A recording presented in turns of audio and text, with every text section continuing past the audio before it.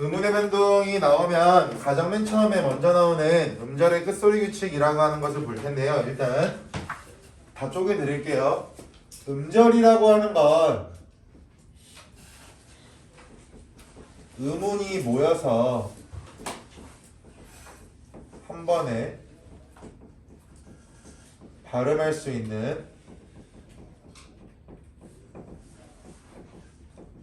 최소의 단위를 음절이라고 설명을 합니다. 그래서 음운이 모였다라고 하는 부분을 여러분들께서 기억하시면 좋을 것 같고요. 예를 들어서 우리는 이 음절이라고 하는 것을 어떻게 기억하냐면 글자 수 3음절로 쓰세요라고 하면 우리가 세 글자 적잖아요. 그래서 음절이라고 하는 건 한 글자 한 글자 한 글자를 음절이라고 한다라고 기억하시면 될 것 같고, 예를 들어서 강이라는 글자가 있다라고 가정을 했을 때 이 기억이 오는 자리를 우리 뭐라고 하냐면 초성, 이 아가 오는 자리를 중성, 마지막에 오는 이 동그라미 자리를 우리는 종성이라고 설명을 합니다. 근데 뒤에 보세요. 음절에 끝소리라고 나와 있습니다. 그럼 지금 우리가 보고 있는 강이라고 하는 글자가 음절인데 여기서 말하는 끝소리는요 바로 여기 종성이에요. 그럼 음절의 끝소리 규칙이라고 하는 건 이 강이라는 글자에서 알 수 있는 것처럼 받침에 오는 이 이응이라는 끝소리와 관련된 규칙이 될 거고, 여기가 됐어요?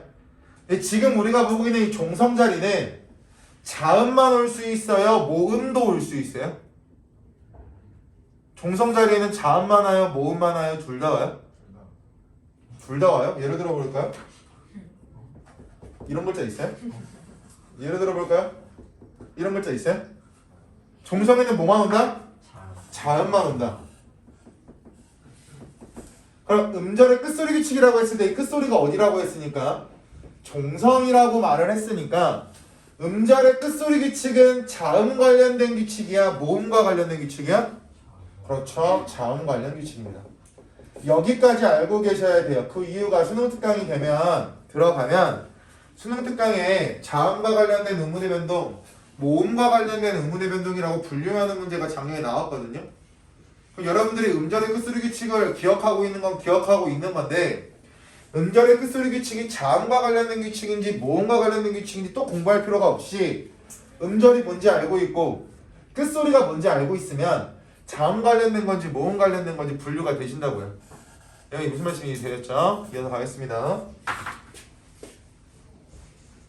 이러한 음절의 끝소리 규칙이라고 하는 글자의 개념을 살펴보시면 발음할 때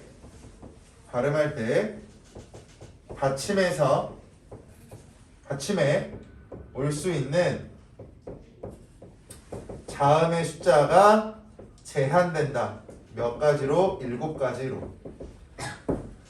우리가 중학교 때부터 발음할 때 받침에 올 수 있는 자음의 개수가 7가지다 라고 하면서 가, 느, 다, 란, 물, 방, 우리라고 외웠던 거 기억나시죠?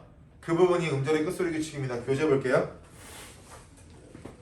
음절의 끝에 대표음, 기역, 니은, 디귿, 리을, 미음, 비읍, 이응 이외의 받침이 올 경우 이 7개의 자음 중 밑줄 하나로 바꾸어 발음된다.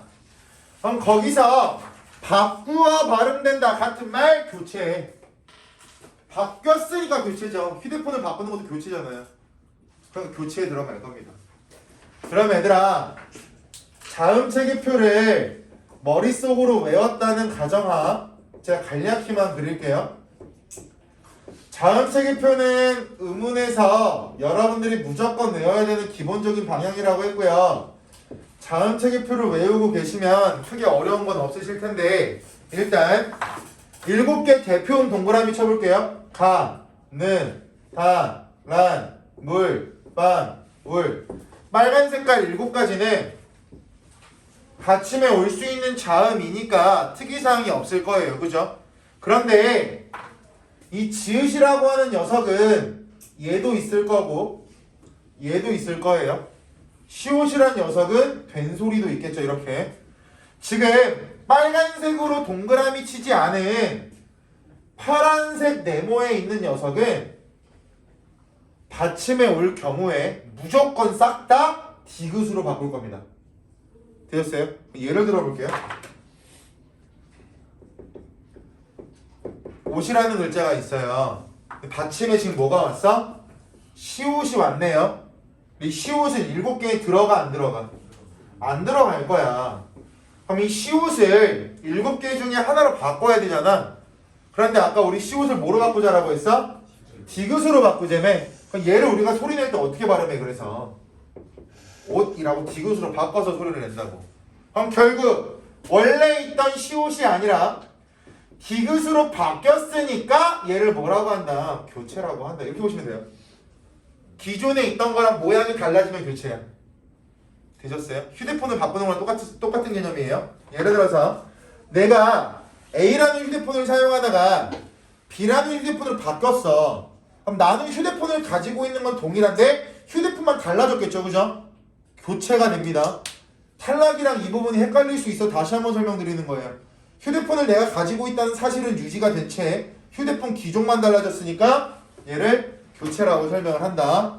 그런데 여기까지가 중요한 게 아니라 이 다음이 더 중요하죠.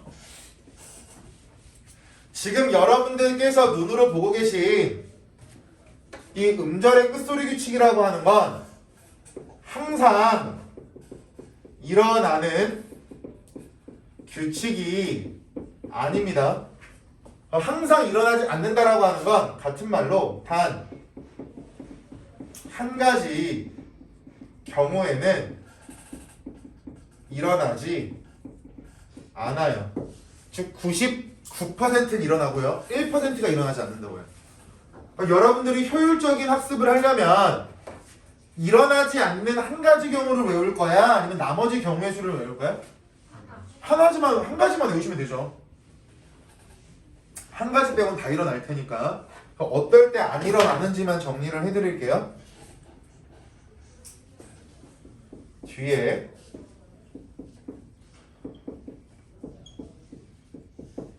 모음으로 시작하고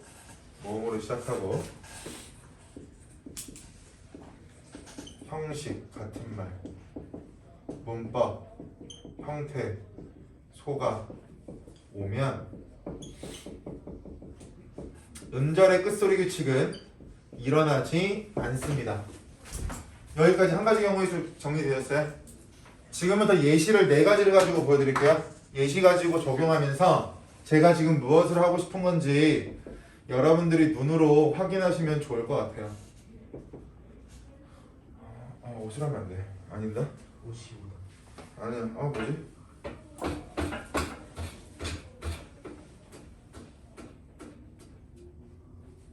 상관없네.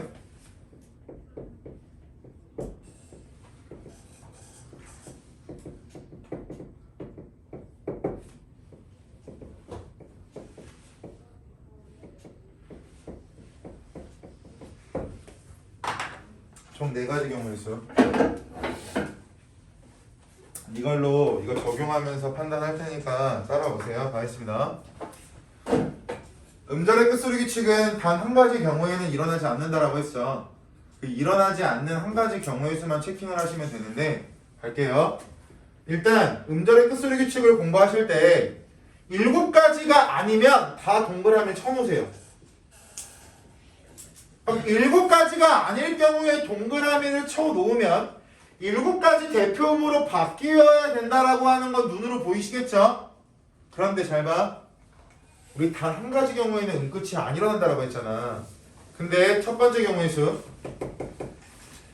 빨간색으로 동그라미 친 시옷 뒤에 오는 게 있어? 오는 게 없어 얘들아? 아무것도 없죠?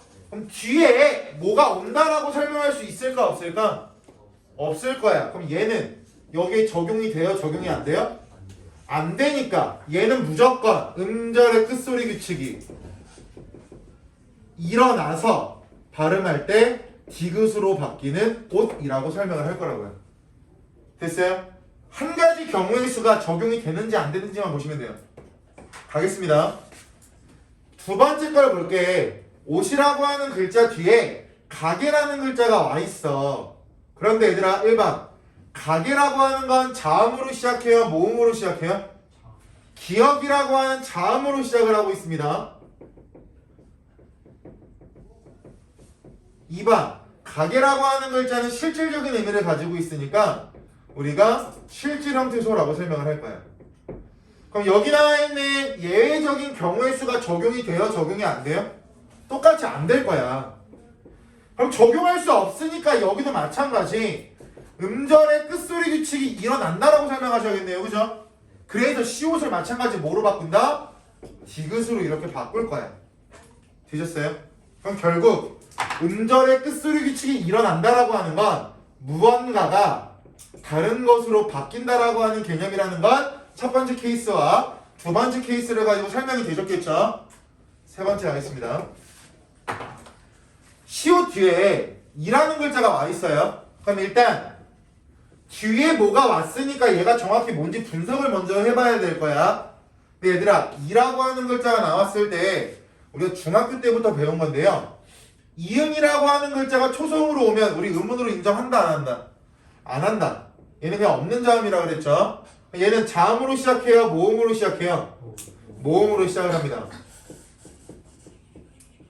그리고 만약 선생님 얘를 모르겠습니다 라고 말하면 단순하게 조사나 어미라고만 기억하고 계세요. 조사라고 하는 건 명사, 대명사, 수사 뒤에 붙는 걸 조사라고 하잖아요. 어미라고 하는 건 서술어 자리에 오는 용언 뒤에 붙는 걸 어미라고 하고요. 적어도 여러분들이 이 단어의 뜻을 몰라도 이 이라고 하는 글자가 조사라는 건 알 거라고. 그럼 여기 나와 있는 이라고 하는 글자가 조사라고 하니까 얘는 형식 형태소라고 설명을 할 수가 있겠네요. 그럼 잘 봐. 얘는 여기 나와 있는 이 예외를 적용할 수 있다 없다? 있다. 그럼 여기서는요. 끝이 일어나면 돼요 안 돼요? 안 돼요. 여기까지 되셨나요? 그럼 음절의 끝소리 규칙이 일어나면 안 된다라고 하는 건 시옷이 디귿으로 바뀌면 된다야 안 된다요? 안 된다가 되겠죠. 그럼 얘를 우리가 소리 나는 대로 적으면 옷이라고 할 텐데 아까 도입부에서 제가 의문의 변동이 일어나는 이유는 발음을 좀 더 쉽고 편리하게 하기 위해서 일어난다라고 했습니다. 그 얘를 우리 소리 내면 어떻게 발음해요?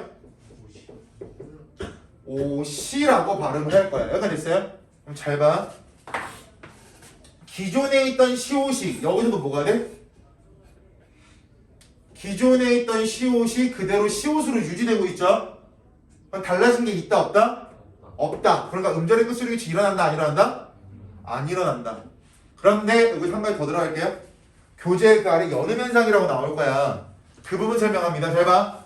연음현상이라고 하는 건 소리가 연속되는 것을 연음현상이라고 하는데 받침에 있던 시옷이 어차피 뒤에 이응은 없는 자음이라고 했으니까 비어있는 자리잖아요. 결국 받침에 있던 게 뒤에 오는 초성으로 자리를 이동했습니다. 얘를 연음현상이라고 해요. 자리가 달라지는 것을 연음현상이라고 한다고. 근데 자리가 달라졌을 뿐 모양은 그대로 유지가 되고 있어요. 그죠? 그래서 연음현상은 음운의 변동이라고 하지 않아요. 그러니까 단순하게 자리가 달라진 거는 위치만 달라진 거지 모양과 모습이 달라지지 않았기 때문에 음운의 변동이 아니라고요. 더 간단히 말하면 음운의 변동이라고 하는 건 모양과 모습이 달라져야 돼요. 근데 연음현상이라고 하는 건 위치만 달라졌으니까 의문의 변동이 아니다. 이렇게 보시면 됩니다. 연음현상을 의문의 변동이라고 착각하는 경우의 수가 굉장히 많기 때문에 연음현상에 대해서 좀 힘 좀 실어서 말씀을 드렸어요. 마지막 경우의 수. 옷이라는 글자 뒤에 아니라는 글자가 나와 있네요. 뒤 분석해야죠. 1번. 아니라는 글자도 이응 초성으로 왔으니까 모음 시작. 하지만 이 아니라는 글자는 인이라는 의미를 가지고 있으니까 실질 형태조죠. 그럼 여기서는요. 한 가지 경우의 수가 적용이 돼요? 안 돼요? 안 돼요. 왜? 두 가지를 동시에 만족해야 적용할 수가 있다니까? 근데 여기는 무슨 형태소니까? 실질 형태소니까 저 규칙을 적용할 수가 없을 거 아니야? 그러니까 여기는 음끝이 일어나야 돼, 안 일어나야 돼? 음끝 일어나야 돼. 음끝이 일어나야 되니까 일단 이렇게 나올 거야, 그죠? 근데 얘들아, 그냥 발음 한번 해보실래? 발음하기 편해요, 불편해요? 불편하니까 받침에 있는 디귿을 어차피 여기 빈자리니까 이동시켜도 돼요, 안 돼요? 되겠죠? 그러니까 우리가 얘를 쉽게 발음하려고 어떻게 발음해? 5단이라고 발음을 할 거야. 됐어요? 여기는 음절의 끝소리 규칙도 일어났고 받침에 있던 게 뒤에로 넘어가는 연음 현상도 일어나는 케이스가 되겠죠? 되셨나요? 그래서 이 두 가지 케이스가 공존하는 것도 보여드린 거고요. 연음 현상만 일어나는 경우의 수도 보여드린 거라고요. 그래서 연음 현상이라고 하는 건 단순히 자리만 바꾼 거고 단순히 자리만 바꾼 거는 의문의 변동이 아니니까 기억해라. 이게 음절의 끝소리 규칙의 한 판입니다. 이거만 알고 계시면 돼요. 이 이상은 고3이 돼도 안 나와요. 대학교를 국어교육과를 가시더라도 이게 끝입니다. 무슨 말씀인지 이해되셨어요? 그래도 한 판에 쭉 설명을 드렸으니까 네 가지 케이스를 기억하시거나 아니면 이 한 가지 경우의 수만 정확히 기억하고 계세요. 왜 얘가 중요하냐면 오늘은 못할 텐데 얘가 뒤에 나오는 국의 음화랑 구별되는 포인트야. 얘를 정확히 모르면 국의 음화가 헷갈릴 거라고. 무슨 말씀인지 이해되셨어요? 뒤랑 연결되는 포인트가 있기 때문에 이 한 판을 음절의 끝소리 규칙을 정확히 정리해 놓으시면 도움이 되실 것 같습니다. 교재는 방금 제가 다 설명드렸으니까 필기가 필요하신 분들은 필기하시면 되고요. 필기 끝나신 분 한 장 넘겨보실까요? 오늘의 마지막 파트.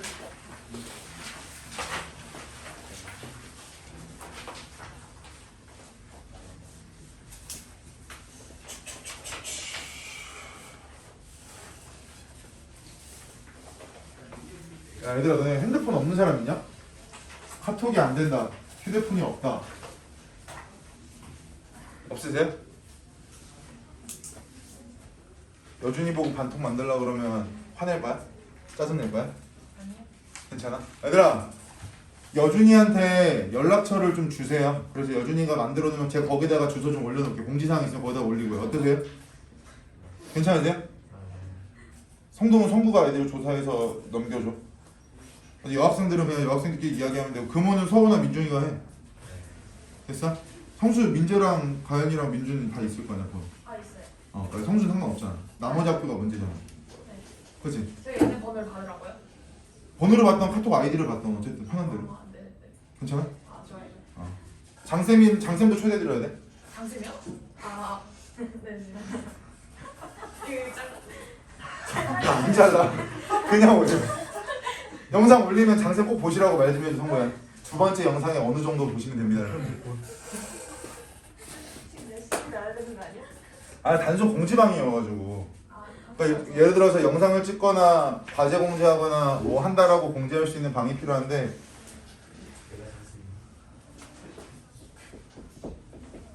근데 장쌤이 안 만드신다고 했던 것도 있는데 나는 필요해서 말하는 거야. 장쌤이 아니 난 괜찮아 이러면 초대 안 해도 되죠. 네. 장쌤께 여쭤봐. 네. 제가 반장이 됐는데 이렇게 하면서. 저 반장이에요? 아니 그럼 별로야?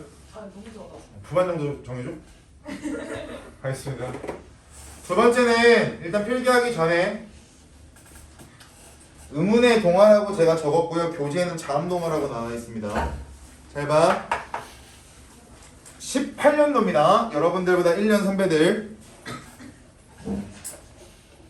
그때 A고등학교에서 나왔던 문제 중에 하나인데 의문의 동화라고 하는 단어를 가지고 장난질을 하기 시작을 했어요. 그때부터 체계를 잡을 때 한 판을 제대로 잡아줘야겠다라는 생각이 들어서 수업 방식을 바꾼 건데 갈게요. 의문이라고 하는 건 우리가 앞에서 봤던 것처럼 자음 또는 모음을 의문이라고 설명을 할 거야. 동화라고 하는 두 글자의 뜻은요, 같거나 비슷해지는 것을 동화라고 설명을 합니다. 근데 이 의문의 동화라고 하는 걸 다시 두 가지로 쪼개보시면 우리 교재에 나와 있는 것처럼 자음 동화라고 하는 것이 있고요. 다음 시간에 배우게 될 국외음화라고 하는 것이 있어요. 근데 자음동화 안에는 다시 두 가지로 나뉠 수가 있는데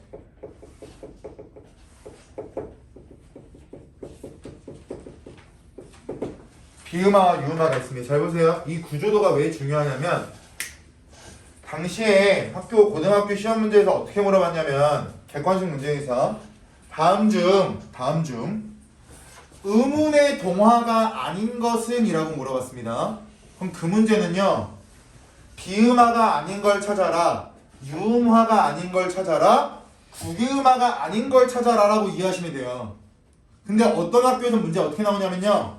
자음동화가 아닌 것은 이라고 문제가 나와요. 여기까지 무슨 말씀인지 이해됐어요? 자음동화를 물어보면 정답에 비음화와 유음화밖에 들어갈 수가 없다고. 근데 시험 문제에 의문의 동화를 물어보면 비음화, 유음화, 국외음화라고 해서 정답이 3개가 된다고요. 이해되셨어요? 발문이 의문의 동화냐 발문이 자음동화냐에 따라서 정답지의 스펙트럼 자체가 추가되거나 삭제되거나 둘 중에 하나. 그 기준을 잘 잡으셔야 돼요. 추가로 설명드릴게요. 자음동화라고 하는 건 자음과 자음이 만나서 같거나 비슷해지는 것. 얘를 자음동화라고 설명을 하고요. 반면에 국외음화가 왜 여기 못 들어가냐면 얘는 자음과 모음이 만나서 같거나 비슷해지는 것을 국외음화라고 설명을 해요. 그래서 자음동화에는 국외음화가 들어갈 수 없지만 의문의 동화 안에는 들어갈 수가 있겠죠. 자음과 모음이 묶여 있으니까 잘 보셔야 됩니다. 진짜 중요한 구절이에요. 그리고 비음화와 유음화에서 이 화라고 하는 글자는 뭐뭐처럼 된다 라고 기억하시면 좋아요. 그럼 비음이라고 하는 건 자음 체계표에서 미음, 니은, 이음, 유음이라고 하는 건 자음 체계표에서 리을밖에 없어요. 그럼 얘들아 간단하게 할게. 비음화라고 하는 건 비음처럼 된다. 유음화라고 하는 건 유음처럼 된다 라고 기억하시면 되겠죠. 여기 나와 있는 이 화라고 하는 글자도 뭐뭐처럼 된다라고 해석하시면 돼요. 국외음처럼 된다. 그런데 여기서 말하는 국외음은 경국외음입니다. 연국외음 말고요. 경국외음. 지읒, 치읒 이런 것들.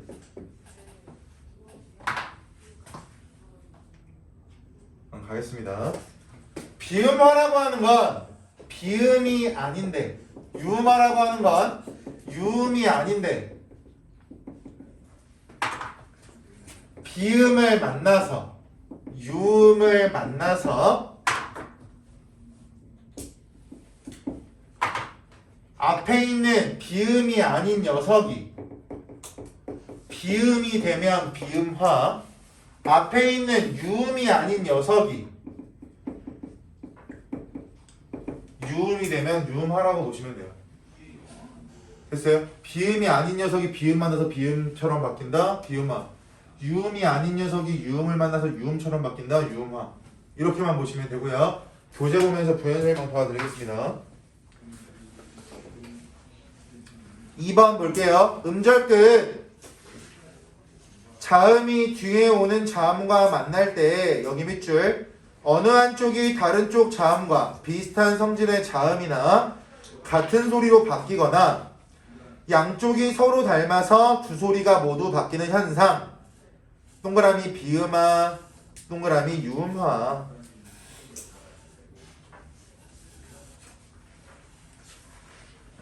아래 1번 비음화 먼저 볼게요. 비음이 아닌 자음, 기역, 디귿, 비읍이나 리을이 비음으로 바뀌는 현상이라고 나와 있죠. 잘 봐 얘들아. 거기 나와 있는 걸로 봐도 되는데 어차피 여러분들이 하나를 더 봐야 되는 경우의 수가 있어서 왜 이래? 잘못 그랬는데?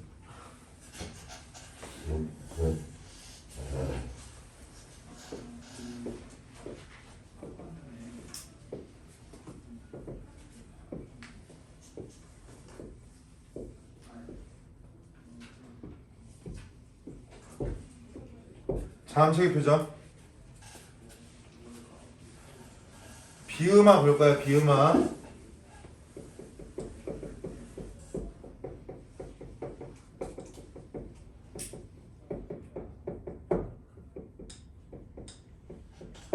세 가지 예시를 가지고 자음체계표랑 연결지어서 설명 도와드리겠습니다. 할게요. 미음, 미음, 니은. 지금 빨간색으로 동그라미 친 것들은 전부 다 비음입니다. 그런데 기역, 비읍, 디귿. 파란 색깔로 동그라미 친 건 비음이 아닙니다. 여기까지 되셨어요? 이거 보세요. 비음이 아닌 게 비음을 만나서 비음처럼 된다고 했습니다. 그럼 비음이 아닌 게 비음을 만났죠. 이게 어떻게 발음되냐면 국물이라고. 기억이 지금 뭐로 바뀌어야 되나? 이음으로 바뀌었죠. 잘 보세요. 기억은 이음으로 바뀝니다. 됐어요? 자음체계표야 이거. 외웠다는 가정하 제가 약식으로 그린다라고 했죠. 두 번째, 비읍이 얘를 만나면 미음으로 바뀝니다. 비읍은 미음으로 바뀌어요. 반면에 그럼 원리가 보이실 겁니다. 디귿이 니은이랑 만났죠? 얘는 니은으로 이렇게 바뀝니다. 디귿이 니은으로 바뀌어요. 됐어요, 여기까지요? 문제. 비음하는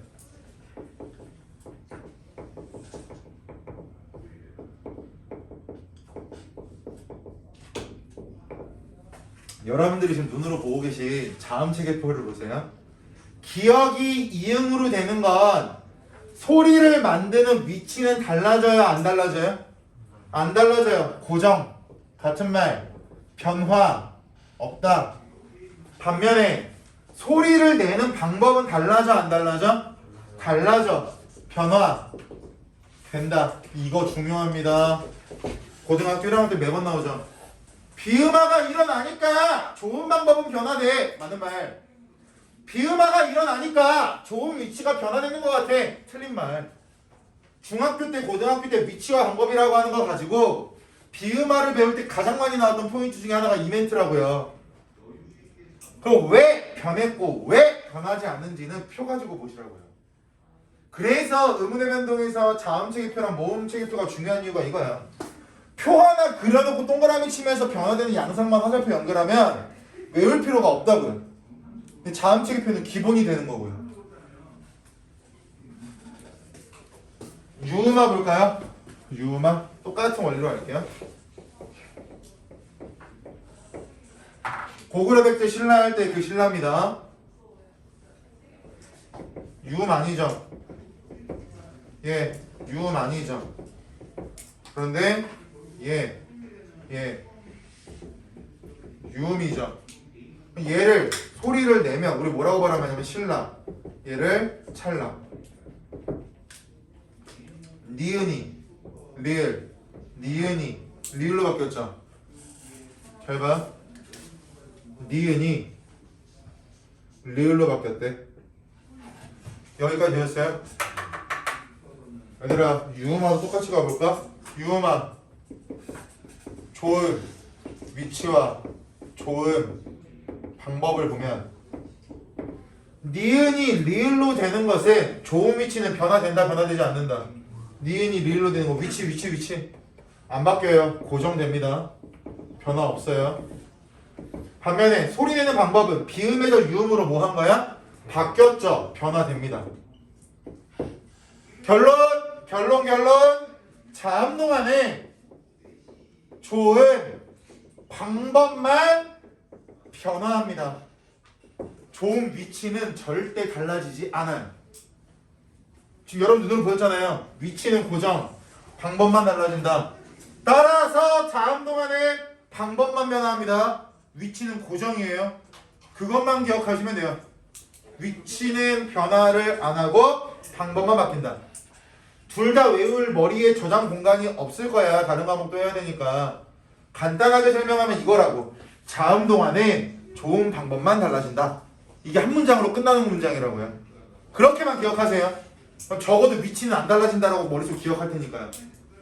무슨 말씀인지 이해되셨나요? 마지막 한 가지 볼게요. 마지막 한 가지. 혹시 이런 글자를 본 적 있어요?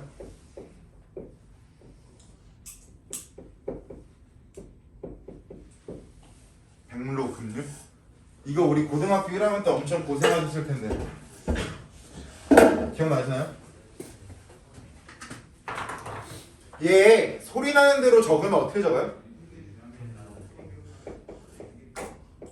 이렇게 적죠? 얘는요? 이거 여러분들 공부하실 때 그냥 외우셨어요? 원리 파악하셨어요? 민주 어떻게 했어? 외웠어? 갑니다. 잘 봐. 지금부터 게임을 하나 할 거예요. 숫자 게임 할 거야. 숫자 게임. 지금부터 제가 설명할 건 뭐냐면 울림도라고 하는 것에 대해서 숫자 게임을 할 텐데 이런 단어가 나왔을 때 외워서 접근하는 방법도 마지막에 말씀드릴 거예요. 자기가 편한 방법으로 하자고. 방법을 두 가지 말씀드릴 테니까. 갑니다. 이 울림도가 뭐냐면 앞에 오는 말 받침, 우리 종성이라고 하는 거 우리 아까 끝소리라고 배웠잖아. 종성의 울림도는 뒤에 오는 뒷말의 초성의 울림도보다 크거나 같아야 됩니다. 이 공식 외우는 거 어렵지 않으시죠? 이해가 됐어요? 그럼 잘 봐. 우리 자음책에도 그랬죠? 숫자를 어떻게 매길 거냐면 맨 위에 있는 거 1, 그 다음 2, 3, 4, 5. 즉 울림도는요 내려갈수록 커집니다. 이해됐어요? 울림도는 내려갈수록 커져. 됐어? 갑니다. 기억 숫자 몇이야? 1, 2, 3, 4, 5 중에?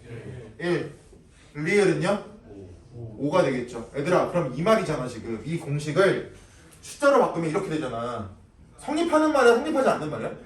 안 하는 말이잖아요. 됐어요? 근데 잘 봐. 자음동화는 뭐만 달라진다라고 했어? 방법만 달라진다라고 했습니다. 위치를 바꾸면 돼요? 안 돼요? 안 돼요. 근데 사람은 일반적으로 큰 숫자를 좋아해? 작은 숫자를 좋아해? 큰 숫자를 좋아하죠. 그럼 잘 봐. 기억을 가장 최대의 숫자로 만들 수 있는 건 몇 가지 만들 수 있어요?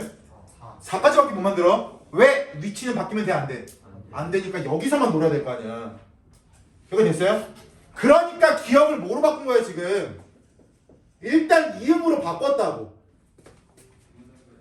일단 기억을 가장 최대 숫자인 4로 바꿨는데 아직까지 공식 성립해요? 성립하지 못해요? 성립하지 못하잖아. 그러면 얘들아 최대한 이 공식을 성립하게 하려면 같게는 만들 수 있을 거야. 그죠? 무엇을? 리을을 뭐로 바꾸면 되니까? 니은으로 바꾸면 되니까 그래서 노라고 만들었더니 4 공식 성립해야 안 해요? 성립해요. 그러니까 백로라고 있는 거라고. 됐어요? 똑같이 가볼게요. 비읍 숫자 몇이에요? 1. 리을 숫자 몇이에요? 5. 성립한다 안 한다? 안 한다. 크게 만들라고 작게 만들라고? 일단 크게 만들라고. 근데 비읍 위치에서 가장 큰 숫자 몇이야?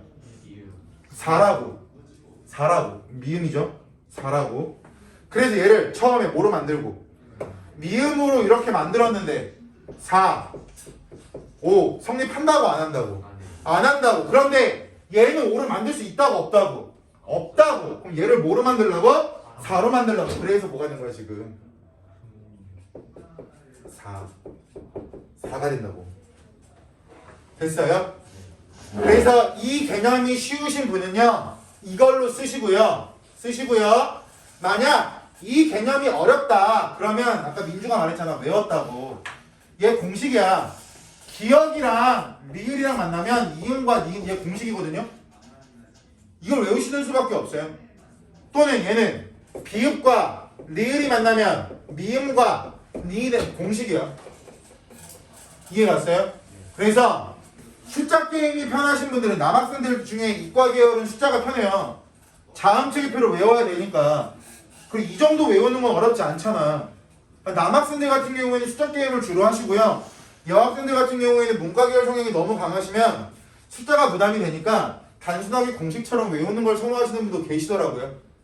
각자 편한 방식을 택하신 다음에 공부하시면 자음동화 관련해서 여러분들이 알고 있어야 되는 부분의 맥스 게이지까지 고등학교 1학년 수준까지는 여기까지면 돼요. 되었어요? 그 이상의 개념은 고등학교 2학년 때부터 나오는 거라서 가천대 시험범 이상 오버되는 부분이 있기 때문에 여기까지 알고 계시면 되고요. 다음 주에 오시면 국외음악부터 시작을 할 겁니다. 이해되었어요? 그래서 오늘 배운 게 9쪽까지야. 9쪽까지. 양 자체는 많지 않으니까 하시면 되는데 혹시 몰라서 한 가지 문제 풀다가 이런 것들이 있을 거야 얘들아. 예시 중에 뭐가 있나? 앞마당이라는 글자가 나오는데 잘 보세요. 받침에 얘 발음할 수 있다 없다 피읍. 가느다란 물방울인데 안 들어가잖아. 얘 일단 뭐로 바꿔야 돼? 비읍으로 바꿀 거야 이렇게. 그 다음 비음이 아닌 녀석이 비음이랑 만났네? 비음만 일어나서 뭐가 된다? 앞마당 이런 식으로 음끝 적용하고 비음화가 일어나는 경우의 수도 아래 나와 있는 문제들에 숨겨져 있으니까 비음화와 유음화의 문제라고 해서 그것만 기억하지 마시고 앞에서 배웠던 것도 기억하시면서 적용하세요. 그래야 문제가 풀리실 겁니다. 아시겠죠? 그래서 이따가 여준이가 반통 만들어 놓으면 거기다가 제가 오늘 찍은 영상 올려놓을 거고 정답지까지 드린 이유가 문제 풀고 채점해야 끝난 거야 공부는. 문제 풀고 끝 이게 아니야. 채점점까지 마무리하시고 문제수 자체가 얼마 많지 않아서 이번 주 오늘 처음 OT하고 수업 진행한 것 자체는 부담이 없으실 것 같습니다. 복습 반드시 하시고 문법은요 요령이 없습니다. 일단 외우고 나서 문제 적용하는 거야. 문학이랑 독서는 이해한 다음에 적용하면 되는데 문법은 거꾸로 해야 돼요. 암기한 다음에 적용하는 거야. 알겠죠? 그 다음에 문제 풀면서 이해하는 게 더 빨라요. 암기 먼저 하세요. 아시겠죠? 그 다음에 뭐든지 모르는 거나 애로사항 있으면 잡아 드릴 테니까 그 부분은 그렇게 기억하고 계시면 좋을 것 같습니다. 됐죠? 네.